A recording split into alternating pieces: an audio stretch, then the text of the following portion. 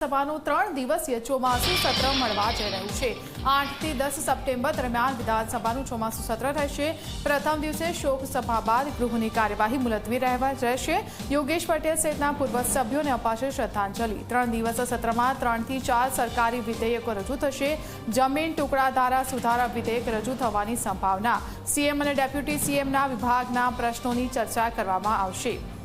તો ગુજરાત વિધાનસભાનું ચોમાસુ સત્ર મળવા જઈ રહ્યું છે, જેની તારીખો પણ સામે આવી ગઈ છે। 3 દિવસીય આ સત્ર રહેશે। 8 થી 10 સપ્ટેમ્બર દરમિયાન ચોમાસુ સત્ર મળવા જઈ રહ્યું છે। વધુ વિગતો લઈશું સંવાદદાતા હિતલ પારેખ ફોનલાઈનથી જોડાઈ ગયા છે। હિતલ, આ ચોમાસુ સત્ર કેટલું મહત્વનું રહેશે? जी ચોક્કસ એવું કહી શકાય કે ચોમાસુ સત્ર 3 દિવસનું સત્ર છે।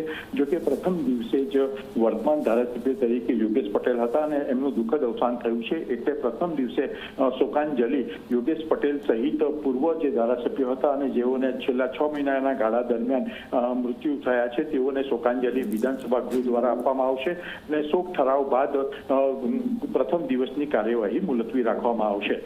આ ઉપરાંત સીધી રીતે જોઈએ તો બાકીના 2 દિવસ દરમિયાન સરકારી 4 થી 5 વિધેયકો આવે એવી શક્યતા છે। એમાં જમીન ટૂંકા ધારાનું પણ વિધેયક એક ચર્ચાનો વિષય છે અને એ પણ વિધાનસભામાં મૂકવામાં આવશે।